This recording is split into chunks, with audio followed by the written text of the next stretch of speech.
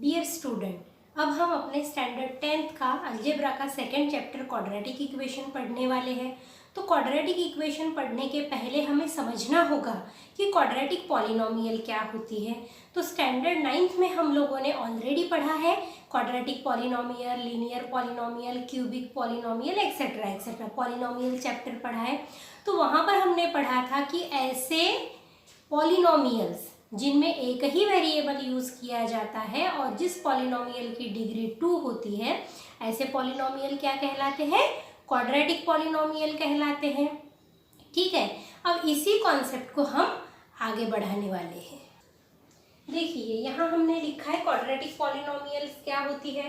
Polynomials in one variable having degree 2 is called as quadratic polynomial.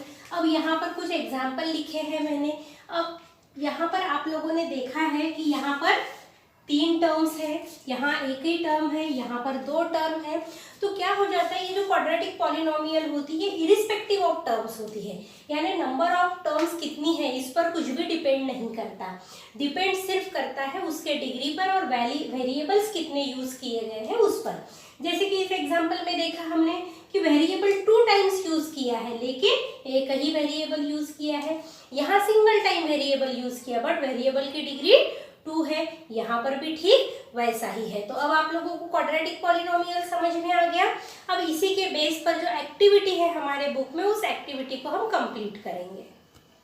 हमारी book में page number 30 पर दी हुई first activity को मैंने यहाँ पर लिख दिया है। अब इस एक्टिविटी में क्या बोला है आपको, तो ये कुछ गिवन पॉलिनोमियल्स दिए हैं, आपको 5 पॉलिनोमियल्स दिए हैं और इन्हें आपको लीनियर पॉलिनोमियल और क्वाड्रेटिक पॉलिनोमियल में जो है वो डिफरेंशिएट करना है, बांटना है।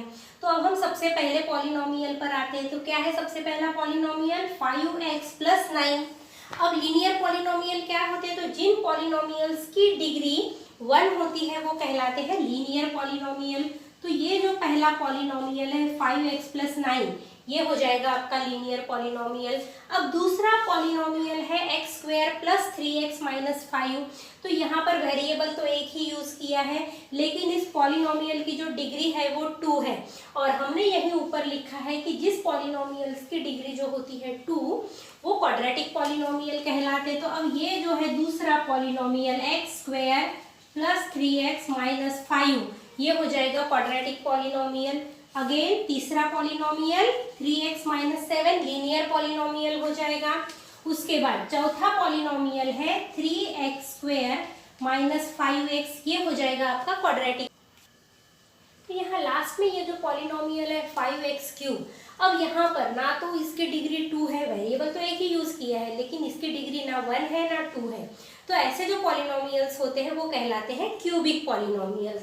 तो ये लीनियर पॉलिनोमियल या क्वाड्रेटिक पॉलिनोमियल किसी भी ग्रुप में नहीं आएंगे। To find solution of quadratic polynomial we equate it equals to 0। हम क्या करते हैं, क्वाड्रेटिक पॉलिनोमियल का सॉल्यूशन पता करने के लिए उसे इक्वल्स टू 0 लिख देते हैं। तो जब हम क्वाड्रेटिक पॉलिनोमियल को इक्वल्स टू 0 लिखते हैं यानी कि सभी टर्म्स को लेफ्ट हैंड साइड में लाकर राइट हैंड साइड में इक्वल्स टू 0 लिख देते हैं कुछ इस तरीके से, तो वो क्वाड्रेटिक पॉलिनोमियल क्या कहलाती है? क्वाड्रेटिक इक्वेशन कहलाना शुरू कर देती है। और सॉल्व करने के लिए हमें ये करना जरूरी होता है। तो अब हम देखेंगे इन्हीं क्वाड्रेटिक इक्वेशन का स्टैंडर्ड फॉर्म क्या होता है। तो सभी क्वाड्रेटिक इक्वेशंस को ax² + bx + c = 0 के फॉर्म में रिप्रेजेंट किया जा सकता है और यही फॉर्म कहलाता है उसका स्टैंडर्ड फॉर्म। अब यहाँ पर a, b और c जो होते हैं ये सभी रियल नंबर्स होते हैं, यानी ये होल नंबर हो सकते हैं, नेचुरल नंबर हो सकते हैं, इंटेजर्स हो सकते हैं, फ्रैक्शन हो सकते हैं, इवन इरेशनल नंबर भी हो सकते हैं। बस यहाँ पर एक शर्त होती है कि b और c 0 होंगे चलेगा, लेकिन ये जो a होता है ये ऑलवेज नॉन जीरो होना चाहिए। अब ऐसा क्यों वो समझते हैं, समझ लीजिए हमने क्या है a = 0 ले लिया तो क्या हो जाएगा बेटा, 0x² + 5x + 3 = 0 हो जाएगा। अब क्या हो गया, 0 × x² 0 हो जाएगा। तो आपका इक्वेशन क्या बचेगा, 5x + 3। अब ये तो लीनियर इक्वेशन हो गया, 5x + 3 = 0। और हमने क्या देखना है, तो हमें क्वाड्रेटिक इक्वेशन देखना है। अब b और c 0 है तो देखते हैं हम। समझ लीजिए हमारे पास इक्वेशन है 4x² + 3x + 2, या हम हम इसे -2 ले लेते हैं या हम इसे -√2 ले लेते हैं, ठीक है। रियल नंबर चलते हैं तो इरेशनल नंबर भी चलेगा, इक्वल्स टू 0 ले लिया। अब हम क्या बोल रहे हैं कि बी और सी 0 रहे तो चलता है, तो समझो मैंने इसे 0 ले लिया तो क्या हो जाएगा, आपके पास इक्वेशन बचेगा 4x² -√2 इक्वल्स टू 0। ऑब्वियसली यहाँ अब इस पॉलिनोमियल के डिग्री 2 होने की वजह से ये क्वाड्रेटिक इक्वेशन होगा। अब हम यहाँ पर क्या कर लेते हैं, c इक्वल्स टू 0 ले लेते हैं, तो इक्वेशन क्या बचेगा 4x² + 3x इक्वल्स टू 0, तो अभी भी डिग्री 2 है, तो ये ऑब्वियसली जो है वो क्वाड्रेटिक इक्वेशन कहलाएगा। और इसीलिए हमारी शर्त क्या है कि सिर्फ और सिर्फ जो x² का जो कोएफिशिएंट है वो कभी भी 0 नहीं होना चाहिए, सिंपली यही शर्त है। और वो यानी वो नॉन जीरो होना चाहिए, जबकि b और c जो है वो 0 हो सकते हैं।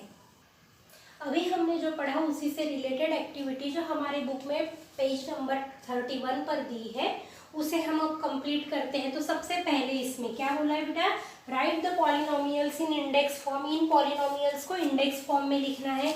तो ये हम जो है हम ऑलरेडी स्टैंडर्ड 9th में पढ़ चुके हैं।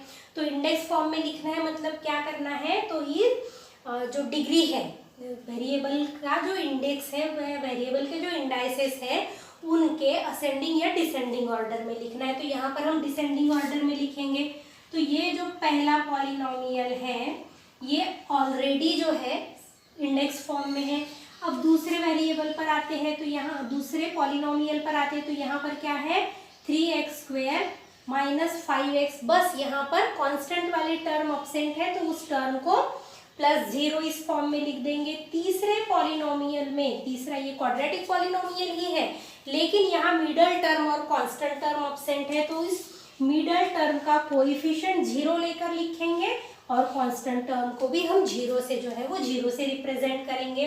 तो इस तरीके से यहाँ पर हमने जो डिसेंडिंग ऑर्डर में वेरिएबल के इंडाइसेस के डिसेंडिंग ऑर्डर में इन पॉलिनोमियल को लिखा है, यही कहलाता है इंडेक्स फॉर्म। अब यहाँ पर उसके बाद कुछ सवालों के हमें जवाब देने हैं। तो पहले इसमें पूछा है कोएफिशिएंट ऑफ x²r, तो पहले केस में कितना है कोएफिशिएंट x² का 1, दूसरे केस में 3, तीसरे केस में 5, ठीक है। और ये तीनों कोएफिशिएंट कैसे हैं, नॉन जीरो, क्योंकि हमने स्टैंडर्ड फॉर्म में देखा था कि a को ऑलवेज नॉन जीरो होना चाहिए। अब कोएफिशिएंट ऑफ x लिखना है, तो यहाँ पर पहली केस में 3, दूसरे इसमें -5, तीसरे इसमें 0। अब थर्ड इसमें पूछा है कांस्टेंट टर्म्स आर, तो पहले इसमें कांस्टेंट टर्म -5, दूसरे इसमें 0, तीसरे इसमें 0। तो अब यहाँ पर हमने लिखा कि here constant term of second and third polynomial is 0। तो यहाँ से हमें पता चला कि मिडल टर्म और कांस्टेंट टर्म जो है 0 हो तो रहता है, लेकिन जो x² का कोएफिशिएंट होता है उसे ऑलवेज नॉन जीरो ही होना चाहिए। अभी हमारे टेक्स्ट बुक के एक्टिविटी नंबर 3 जहाँ पर आपको इस तरीके का टेबल दिया है और बोला है कि इस टेबल को कंप्लीट कीजिए। तो पहले इसमें क्वाड्रेटिक इक्वेशन दिए हैं, सेकंड इसमें उसका स्टैंडर्ड या जनरल फॉर्म लिखना है। तो स्टैंडर्ड फॉर्म या जनरल फॉर्म मतलब क्या, तो ax² + bx + c equals to 0 के फॉर्म में लिखना है। तो पहली इक्वेशन का स्टैंडर्ड फॉर्म क्या हो जाएगा, x² + 0x - 4 इक्वल्स टू 0। अब यहाँ पर जो है x² x और कांस्टेंट टर्म लिखनी है, का कोएफिशिएंट और कांस्टेंट टर्म लिखनी है।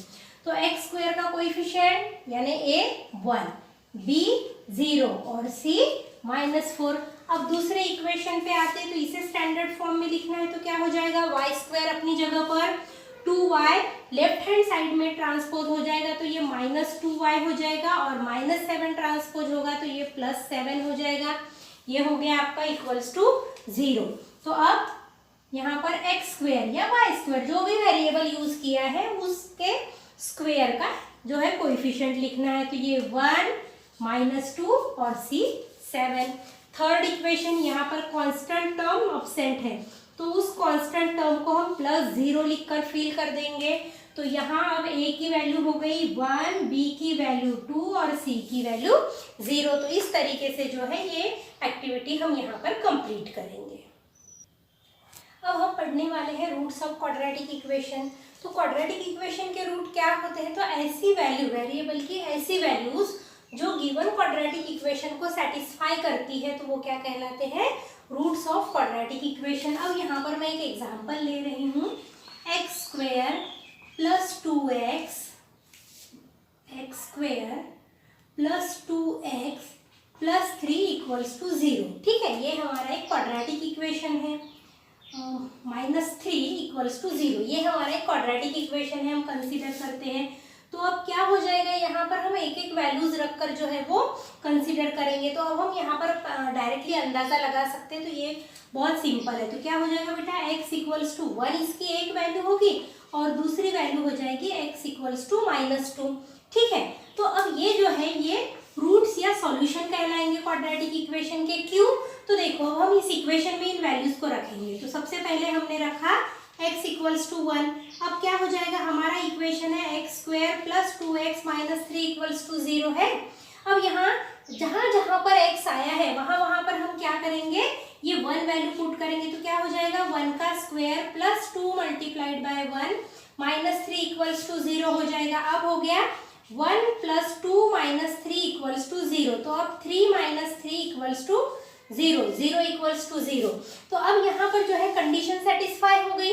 तो ऐसे वेरिएबल की किसी भी वैल्यू के लिए यदि ये कंडीशन सेटिस्फाई होती है, left hand side equals to right hand side हो जाती है, तो वेरिएबल की वो वैल्यू क्या कहलाती है, उस क्वाड्रेटिक इक्वेशन का रूट कहलाती है। अब यहाँ पर हम x इक्वल्स टू -2 के लिए देखेंगे। तो फॉर x इक्वल्स टू -2, ठीक है, इक्वेशन क्या है हमारा, x square plus 2x minus 3 equals to 0। अब जहां जहां पर x है उसे -2 से रिप्लेस करेंगे। तो -2 का square plus 2 multiplied by -2 minus 3 equals to 0। -2 का स्क्वायर हो जाएगा 4 plus 2 multiplied by -2 minus 4 minus 3 equals to 0। अब क्या हो गया यहाँ पर, 4 माइनस 4 0 माइनस 3 इक्वल्स टू 0। अब क्या बचा, -3 इज नॉट इक्वल्स टू 0। तो अब ये जो है x इक्वल्स टू -2 ये सॉल्यूशन होगा क्या, नहीं। तो अब हम क्या लिखेंगे यहाँ पर, therefore x equals to 1 is solution of given quadratic equation. और यहाँ क्या लिखेंगे, therefore x equals to -2 is not solution of given quadratic equation। अब यहाँ हमारी बुक में पेज नंबर 33 पर जो एक्टिविटी दी है रूट्स ऑफ इक्वेशन से रिलेटेड, उस एक्टिविटी को हम देखेंगे। तो यहाँ क्या बोला है, if x equals to 5 is a root of quadratic equation kx square minus 14x minus 5 equals to 0, then find the value of k by completing the following activity. अब सॉल्यूशन लिखकर लिखा है, one of the root of equation kx square minus 14x minus 5 equals to 0 is. तो ये already हमको question में दिया है, तो क्या है बेटा, एक रूट 5 है, तो यहाँ पर हमने रूट लिख दिया। अब उसके बाद हमने क्या किया, now let x equals to 5 in the equation. अब जहाँ जहाँ पर x है उसे हमने इस इक्वेशन में 5 से रिप्लेस कर दिया। तो अब क्या हो गया, 5 का स्क्वायर 25 के माइनस 14 5 70 माइनस 5 इक्वल्स टू 0। अब क्या हो जाएगा, 25 के माइनस 75 दोनों निगेटिव होने से ऐड हो जाएंगे और कॉमन साइन आ जाएगा इक्वल्स टू 0। अब हमने इस -75 को ट्रांसपोज कर दिया राइट हैंड साइड में, तो ये हो गया +75। तो अब k इक्वल्स टू क्या हो गया, 75 डिवाइडेड बाय 25 इक्वल्स टू 3। तो यहाँ लास्ट में ये जो पॉलिनोमियल है 5x3, अब यहाँ पर ना तो इसकी डिग्री 2 है, वेरिएबल तो एक ही यूज किया है, लेकिन इसकी डिग्री ना 1 है ना 2 है। तो ऐसे जो पॉलिनोमियल्स होते हैं वो कहलाते हैं क्यूबिक पॉलिनोमियल्स। तो ये लीनियर पॉलिनोमियल या क्वाड्रेटिक पॉलिनोमियल किसी भी ग्रुप में नहीं आएंगे। To find solution of quadratic polynomial we equate it equals to 0। हम क्या करते हैं, क्वाड्रेटिक पॉलिनोमियल का सॉल्यूशन पता करने के लिए उसे इक्वल्स टू 0 लिख देते हैं। तो जब हम क्वाड्रेटिक पॉलिनोमियल को इक्वल्स टू 0 लिखते हैं, यानी कि सभी टर्म्स को लेफ्ट हैंड साइड में लाकर राइट हैंड साइड में इक्वल्स टू 0 लिख देते हैं कुछ इस तरीके से, तो वो क्वाड्रेटिक पॉलिनोमियल क्या कहलाती है, क्वाड्रेटिक इक्वेशन कहलाना शुरू कर देती है। और सॉल्व करने के लिए हमें ये करना जरूरी होता है। तो अब हम देखेंगे इन्हीं क्वाड्रेटिक इक्वेशन का स्टैंडर्ड फॉर्म क्या होता है। तो सभी क्वाड्रेटिक इक्वेशंस को ax² plus bx plus c equals to 0 के फॉर्म में रिप्रेजेंट किया जा सकता है और यही फॉर्म कहलाता है उसका स्टैंडर्ड फॉर्म। अब यहाँ पर a, b और c जो होते हैं ये सभी रियल नंबर्स होते हैं, यानी ये होल नंबर हो सकते हैं, नेचुरल नंबर हो सकते हैं, इंटेजर्स हो सकते हैं, फ्रैक्शन हो सकते हैं, इवन इरेशनल नंबर भी हो सकते हैं। बस यहाँ पर एक शर्त होती है कि b और c 0 होंगे चलेगा, लेकिन ये जो a होता है ये ऑलवेज नॉन जीरो होना चाहिए। अब ऐसा क्यों वो समझते हैं, समझ लीजिए हमने क्या है a इक्वल्स टू 0 ले लिया, तो क्या हो जाएगा बेटा 0x² plus 5x plus 3 equals to 0 हो जाएगा। अब क्या हो गया 0 मल्टीप्लाइड बाय x² 0 हो जाएगा, तो आपका इक्वेशन क्या बचेगा 5x प्लस 3। अब ये तो लीनियर इक्वेशन हो गया, 5x प्लस 3 इक्वल्स टू 0। और हमने क्या देखना है, तो हमें क्वाड्रेटिक इक्वेशन देखना है। अब b और c 0 है तो देखते हैं हम, समझ लीजिए हमारे पास इक्वेशन है 4x² प्लस 3x प्लस 2, या हम इसे -2 ले लेते हैं, या हम इसे -√2 ले लेते हैं, ठीक है, रियल नंबर चलते हैं तो इरेशनल नंबर भी चलेगा, इक्वल्स टू 0 ले लिया। अब हम क्या बोल रहे हैं कि b और c 0 रहे तो चलता है, तो समझो मैंने इसे 0 ले लिया, तो क्या हो जाएगा आपके पास इक्वेशन बचेगा 4x² minus √2 equals to 0। Obviously यहाँ इस पॉलिनोमियल के डिग्री 2 होने की वजह से ये क्वाड्रेटिक इक्वेशन होगा। अब हम यहाँ पर क्या कर लेते हैं c इक्वल्स टू 0 ले लेते हैं, तो इक्वेशन क्या बचेगा 4x² plus 3x equals to 0, तो अभी भी डिग्री 2 है, तो ये ऑब्वियसली जो है वो क्वाड्रेटिक इक्वेशन कहलाएगा। और इसीलिए हमारी शर्त क्या है कि सिर्फ और सिर्फ जो x² का जो कोएफिशिएंट है वो कभी भी 0 नहीं होना चाहिए, सिंपली यही शर्त है। और वो यानी वो नॉन जीरो होना चाहिए, जबकि b और c जो है वो 0 हो सकते हैं। अभी हमने जो पढ़ा उसी से रिलेटेड एक्टिविटी जो हमारे बुक में पेज नंबर 31 पर दी है उसे हम अब कंप्लीट करते हैं। तो सबसे पहले इसमें क्या बोला है बेटा, right the polynomials in index form, in polynomials को इंडेक्स फॉर्म में लिखना है। तो ये हम जो है हम ऑलरेडी स्टैंडर्ड 9th में पढ़ चुके हैं। तो इंडेक्स फॉर्म में लिखना है मतलब क्या करना है, तो ये जो डिग्री है वेरिएबल का जो इंडेक्स है वह वेरिएबल के जो इंडाइसेस है उनके असेंडिंग या डिसेंडिंग ऑर्डर में लिखना है। तो यहाँ पर हम डिसेंडिंग ऑर्डर में लिखेंगे। तो ये जो पहला पॉलिनोमियल है ये ऑलरेडी जो है इंडेक्स फॉर्म में है। अब दूसरे वेरिएबल पर आते हैं, तो यहाँ दूसरे पॉलिनोमियल पर आते हैं, तो यहाँ पर क्या है 3x² माइनस 5x, बस यहाँ पर कांस्टेंट वाले टर्म अब्सेंट है तो उस टर्म को +0 इस फॉर्म में लिख देंगे। तीसरे पॉलिनोमियल में, तीसरा ये क्वाड्रेटिक पॉलिनोमियल ही है लेकिन यहाँ मिडल टर्म और कांस्टेंट टर्म अब्सेंट है, तो इस मिडल टर्म का कोएफिशिएंट 0 लेकर लिखेंगे और कांस्टेंट टर्म को भी हम 0 से जो है वो 0 से रिप्रेजेंट करेंगे। तो इस तरीके से यहाँ पर हमने जो डिसेंडिंग ऑर्डर में वेरिएबल के इंडाइसेस के डिसेंडिंग ऑर्डर में इन पॉलिनोमियल को लिखा है यही कहलाता है इंडेक्स फॉर्म। अब यहाँ पर उसके बाद कुछ सवालों के हमें जवाब देने हैं। तो पहले इसमें पूछा है कोएफिशिएंट ऑफ x²r, तो पहले केस में कितना है कोएफिशिएंट x² का 1, दूसरे केस में 3, तीसरे केस में 5, ठीक है। और ये तीनों कोएफिशिएंट कैसे हैं नॉन जीरो, क्योंकि हमने स्टैंडर्ड फॉर्म में देखा था कि a को ऑलवेज नॉन जीरो होना चाहिए। अब कोएफिशिएंट ऑफ x लिखना है, तो यहाँ पर पहली केस में 3, दूसरे इसमें -5, तीसरे इसमें 0। अब थर्ड इसमें पूछा है कांस्टेंट टर्म्स आर, तो पहले इसमें कांस्टेंट टर्म -5, दूसरे इसमें 0, तीसरे इसमें 0। तो अब यहाँ पर हमने लिखा कि here constant term of second and third polynomial is 0। तो यहाँ से हमें पता चला कि मिडल टर्म और कांस्टेंट टर्म जो है 0 हो तो रहता है, लेकिन जो x² का कोएफिशिएंट होता है उसे ऑलवेज नॉन जीरो ही होना चाहिए। अभी हमारे टेक्स्ट बुक की एक्टिविटी नंबर 3 जहाँ पर आपको इस तरीके का टेबल दिया है और बोला है कि इस टेबल को कंप्लीट कीजिए। तो पहले इसमें क्वाड्रेटिक इक्वेशन दिए हैं, सेकंड इसमें उसका स्टैंडर्ड या जनरल फॉर्म लिखना है।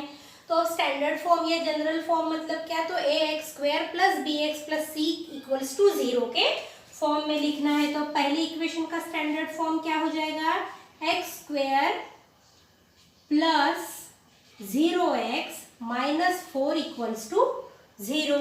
अब यहाँ पर जो है एक्स स्क्वेयर, एक्स और कांस्टेंट टर्म लिखनी है, का कोएफिशिएंट और कांस्टेंट टर्म लिखनी है।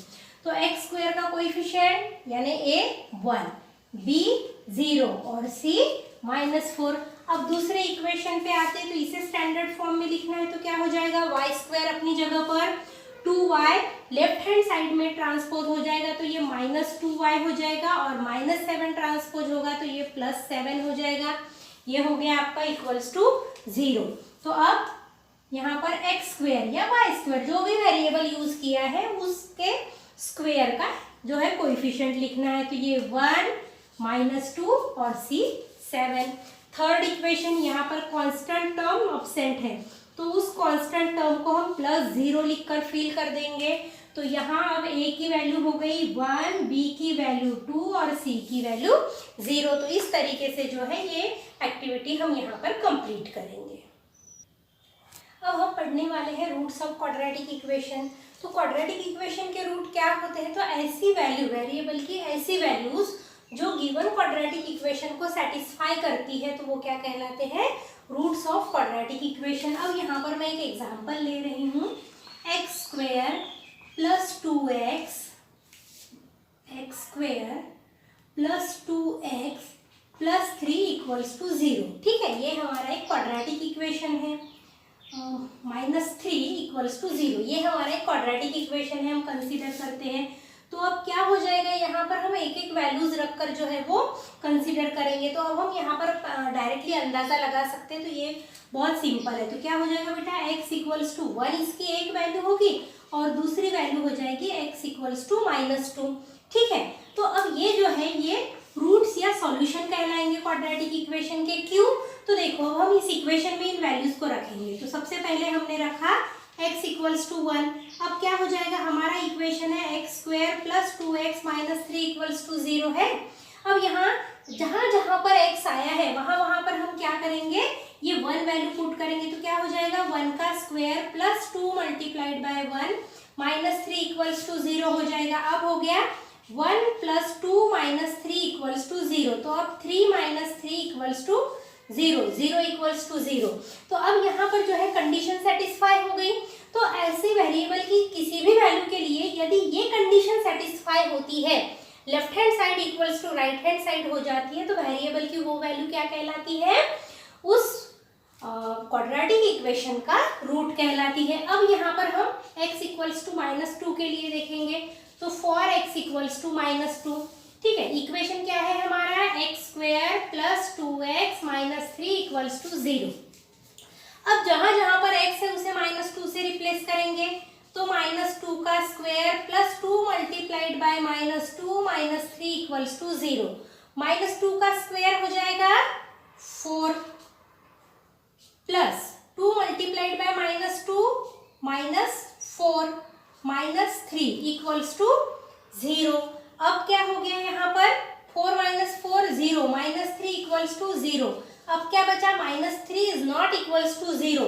तो अब ये जो है x इक्वल्स टू -2 ये सॉल्यूशन होगा क्या, नहीं। तो अब हम क्या लिखेंगे यहाँ पर, therefore x equals to 1 is solution of given quadratic equation. और यहाँ क्या लिखेंगे, therefore x equals to -2 is not solution of given quadratic equation।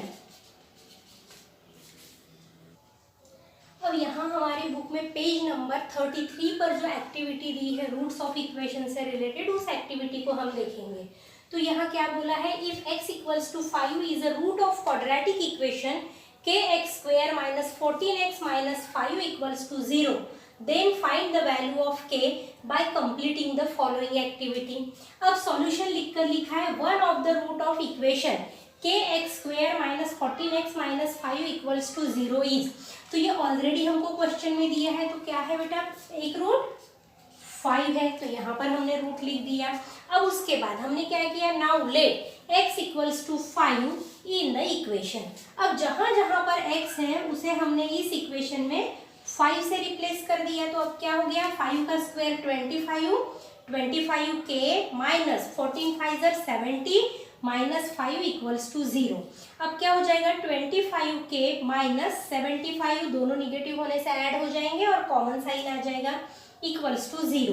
अब हमने इस माइनस 75 को ट्रांसपोज कर दिया राइट हैंड साइड में, तो ये हो गया प्लस 75। तो अब k इक्वल्स टू क्या हो गया, 75 डिवाइडेड बाय 25 इक्वल्स टू 3।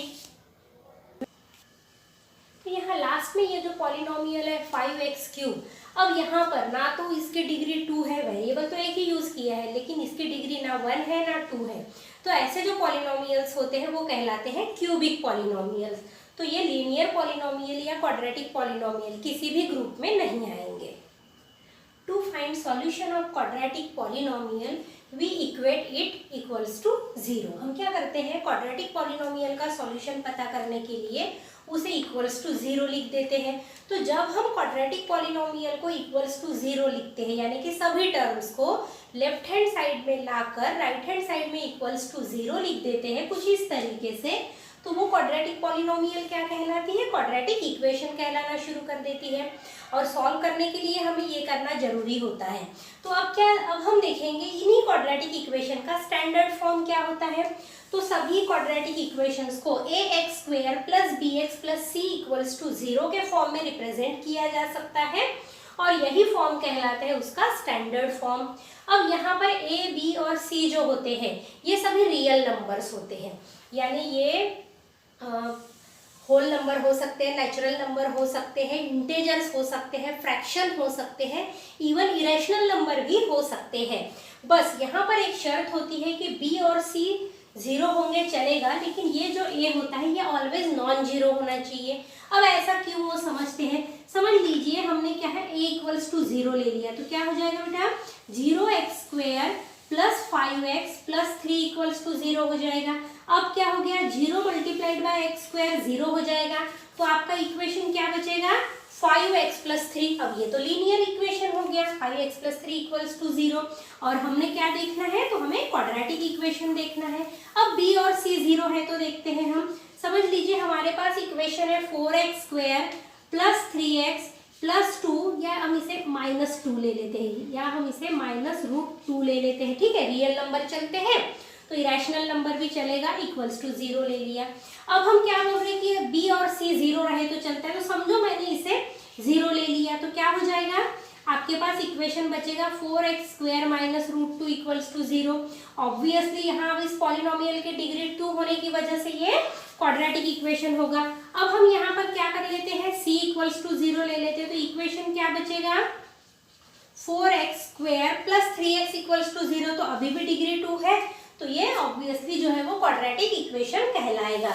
और इसीलिए हमारी शर्त क्या है कि सिर्फ और सिर्फ जो x² का जो कोएफिशिएंट है वो कभी भी 0 नहीं होना चाहिए, सिंपली यही शर्त है। और वो यानी वो नॉन जीरो होना चाहिए, जबकि b और c जो है वो 0 हो सकते हैं। अभी हमने जो पढ़ा उसी से रिलेटेड एक्टिविटी जो हमारे बुक में पेज नंबर 31 पर दी है उसे हम अब कंप्लीट करते हैं। तो सबसे पहले इसमें क्या बोला है बेटा, right the polynomials in index form, in polynomials को इंडेक्स फॉर्म में लिखना है। तो ये हम जो है हम ऑलरेडी स्टैंडर्ड 9th में पढ़ चुके हैं। तो इंडेक्स फॉर्म में लिखना है मतलब क्या करना है, तो ये जो डिग्री है वेरिएबल का जो इंडेक्स है वह वेरिएबल के जो इंडाइसेस है उनके असेंडिंग या डिसेंडिंग ऑर्डर में लिखना है। तो यहाँ पर हम डिसेंडिंग ऑर्डर में लिखेंगे। तो ये जो पहला पॉलिनोमियल है ये ऑलरेडी जो है इंडेक्स फॉर्म में है। अब दूसरे वेरिएबल पर आते हैं, तो यहाँ दूसरे पॉलिनोमियल पर आते हैं, तो यहाँ पर क्या है 3x² माइनस 5x। बस यहाँ पर कांस्टेंट वाली टर्म अब्सेंट है तो उस टर्म को +0 इस फॉर्म में लिख देंगे। तीसरे पॉलिनोमियल में, तीसरा ये क्वाड्रेटिक पॉलिनोमियल ही है लेकिन यहाँ मिडल टर्म और कांस्टेंट टर्म अब्सेंट है, तो इस मिडल टर्म का कोएफिशिएंट 0 लेकर लिखेंगे और कांस्टेंट टर्म को भी हम 0 से जो है वो 0 से रिप्रेजेंट करेंगे। तो इस तरीके से यहाँ पर हमने जो डिसेंडिंग ऑर्डर में वेरिएबल के इंडाइसेस के डिसेंडिंग ऑर्डर में इन पॉलिनोमियल को लिखा है, यही कहलाता है इंडेक्स फॉर्म। अब यहाँ पर उसके बाद कुछ सवालों के हमें जवाब देने हैं। तो पहले इसमें पूछा है coefficient of x square are. तो पहले केस में कितना है कोएफिशिएंट एक्स स्क्वायर का 1, दूसरे केस में 3, तीसरे केस में 5, ठीक है। और ये तीनों कोएफिशिएंट कैसे हैं, नॉन जीरो, क्योंकि हमने स्टैंडर्ड फॉर्म में देखा था कि ए को ऑलवेज नॉन जीरो होना चाहिए। अब कोएफिशिएंट ऑफ एक्स लिखना है, तो यहाँ पर पहली केस में 3, दूसरे इसमें -5, तीसरे इसमें 0। अब थर्ड इसमें पूछा है कांस्टेंट टर्म्स आर। तो पहले इसमें कांस्टेंट टर्म -5, दूसरे इसमें 0, तीसरे इसमें 0। तो अब यहाँ पर हमने लिखा कि here constant term of second and third polynomial is 0। तो यहाँ से हमें पता चला कि मिडल टर्म और कांस्टेंट टर्म जो है 0 हो तो रहता है, लेकिन जो एक्स स्क्वायर का कोएफिशिएंट होता है उसे ऑलवेज नॉन जीरो ही होना चाहिए। अभी हमारे टेक्स्ट बुक की एक्टिविटी नंबर 3, जहाँ पर आपको इस तरीके का टेबल दिया है और बोला है कि इस टेबल को कंप्लीट कीजिए। तो पहले इसमें क्वाड्रेटिक इक्वेशन दिए हैं, सेकंड इसमें उसका स्टैंडर्ड या जनरल फॉर्म लिखना है।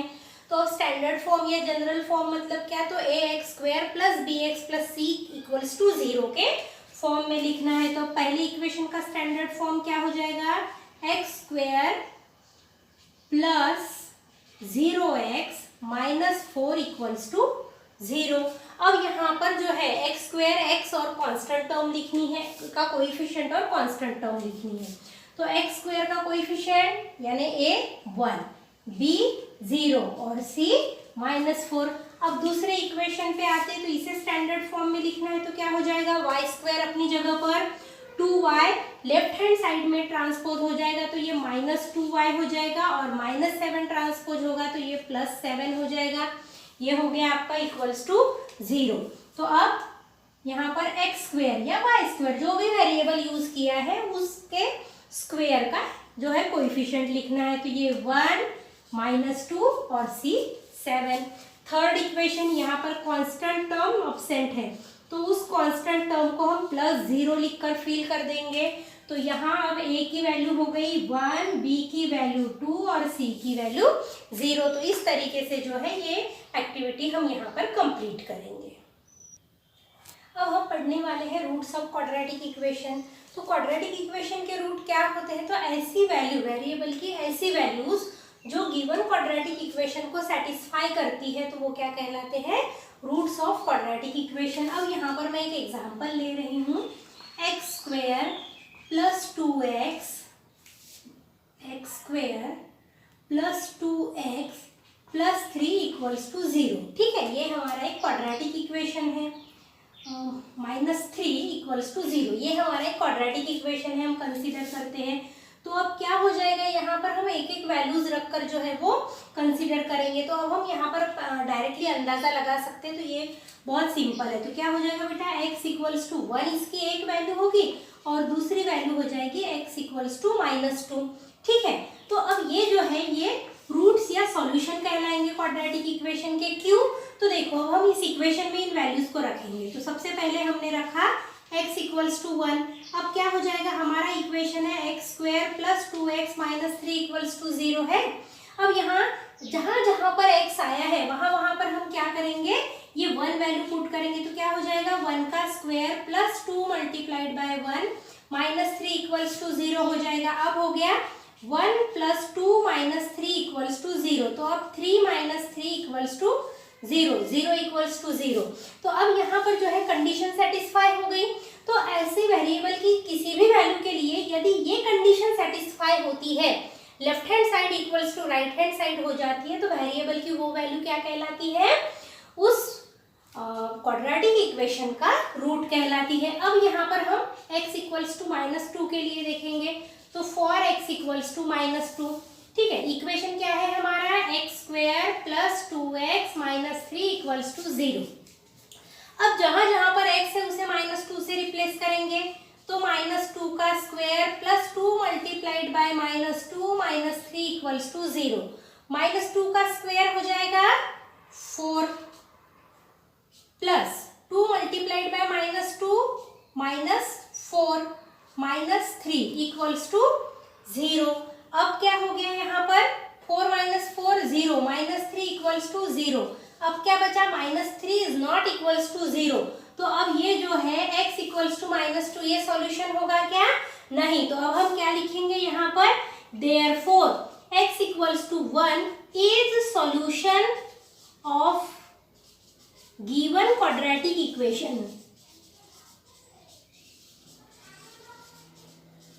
और यहाँ क्या लिखेंगे, therefore x equals to -2 is not solution of given quadratic equation. अब यहाँ हमारी बुक में पेज नंबर 33 पर जो एक्टिविटी दी है रूट्स ऑफ इक्वेशन से रिलेटेड, उस एक्टिविटी को हम देखेंगे। तो यहाँ क्या बोला है, if x equals to 5 is a root of quadratic equation kx² - 14x - 5 equals to 0, then find the value of k by completing the following activity. अब सॉल्यूशन लिखकर लिखा है one of the root of equation kx² - 14x - 5 equals to 0 is. तो ये already हमको question में दिया है, तो क्या है बेटा, एक रूट 5 है, तो यहाँ पर हमने रूट लिख दिया। अब उसके बाद हमने क्या किया, now let x equals to 5 in the equation.